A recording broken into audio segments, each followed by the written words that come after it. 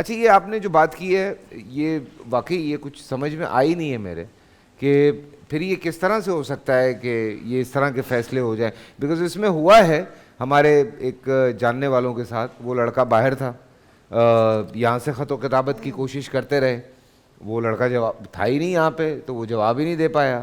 تو جب وہ واپس آیا تو اس کی بیگم کی شادی کہیں اور ہو چکی ہوئی تھی, اور وہ یوں تھا کہ مطلب ایک سال بعد میں آیا ہوں تو یہ تو دنیا ہی بدلی ہوئی ہے.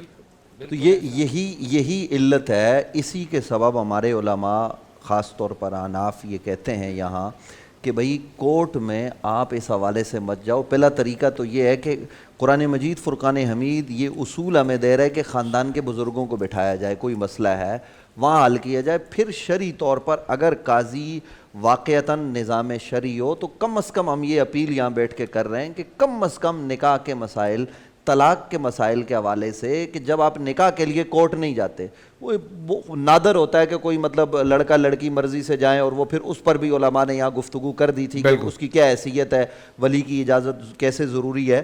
تو یہاں کم از کم طلاق کے مسائل کے حوالے سے کورٹ میں ججز حضرات سے پورے ادب و احترام کے ساتھ فیصل بھائی یہ گزارش کرنا چاہتا ہوں کہ وہ ہم پر توہین عدالت نہ لگائیں, چونکہ میں تو ان چیزوں کو بخوبی جانتا ہوں کہ ہمیں کیا بات ٹی وی پر بیٹھ کے کرنی ہے اور کیا نہیں کرنی. میں صرف ہاتھ جوڑ کے اپیل کر سکتا ہوں ججز کی خدمت میں کہ آپ کم از کم جب وہاں فیصلہ کر رہے ہوتے ہیں تو آپ کے لیے کوئی مشکل نہیں ہے, آپ پولیس کے ذریعے آپ علماء سے رابطہ رکھیں, کسی ایک اچھے عالم دین کو بلا لیں.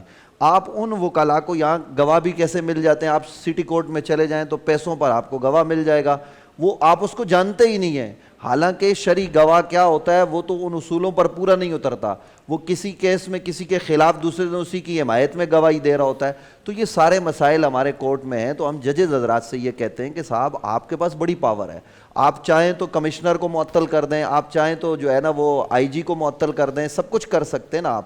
تو آپ کی خدمت میں ہم دست عرض کرتے ہیں کہ جب بھی کوئی ایسا مسئلہ آئے جہاں وکلاء ہوتے ہیں وہاں کسی عالم دین کو بھی آپ ساتھ بٹھا لیں, اور ان سے بٹھا کر پوچھ کر آپ کوئی بات آگے بڑھائیں گے تو معاملہ حل ہوگا. ابھی یہ بات پتہ چلی ہے کہ اسلامی نظریاتی کونسل میں اس حوالے سے اس مسئلے پر گفتگو ہو رہی ہے کہ اس کو کیسے بہتر بنایا جا سکے. تو ہمارے نوجوان دوست ہیں, تو یہ اچھا کام ہے, ہم ان کی تحسین کرتے ہیں اور جلد یہ کام ہو جانا چاہیے. بول انٹرٹینمنٹ کے شوز دیکھنے کے لیے ہمارے چینل کو سبسکرائب کریں اور بیل آئیکن پر کلک کرنا نہ بھولیں.